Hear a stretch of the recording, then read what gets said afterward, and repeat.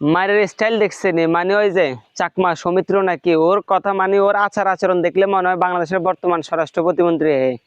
কারণ এখন ঠিক আছে, ঢাকা বিশ্ববিদ্যালয়ের এরিয়া পরিষ্কার পরিচ্ছন্ন থাকা প্রয়োজন, তবে ওইখানে ওই যে যে লোককে পিটাইতেছে এই লোকের আখ্যা দিছে কি এই লোক মাদক ব্যবসায়ী।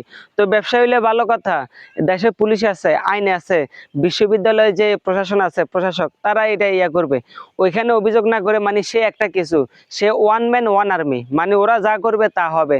তো এখানে অনেক সুশীল মারানির ফোলাবাইনি আছে, আবার আখ্যায়িত দিতেছে এরা পরিবেশ নষ্ট করতেছে। তো পরিবেশ নষ্ট করলে দেশে আইন নেই। তা এখন আপনারাই বলেন ওরা কি বলা উচিত? মানে যেভাবে উচ্ছেদ অভিযান চলতেছে, বিশ্ববিদ্যালয় এরিয়া পরিষ্কার বা পরিচ্ছন্ন, একটা নিরিবিলি নিরাপদ পরিবেশ থাকা প্রয়োজন, তবে তার জন্য দেশে আইন আছে, এখন একটা সরকার আছে। তো এরপরে মানে তারপরেও মানুষ মানে এখন আপনারা এটারে কি বলবেন যে আইন হাতে তুলে নিতেছে? তো দেশে মানে তারা মনে করতেছে দেশে আইন টাইন বলতে কিচ্ছু নাই, তারা যা বলবে তাই হবে। এখন মানে সিদ্ধান্ত তাদের, আমাদের কিছু নেই, আমরা হচ্ছে কি দর্শক, আমরা দেখবো আর হাতের তালি দেবো আর কি, এই আর মন চাইলে ভিডিও বানাবো।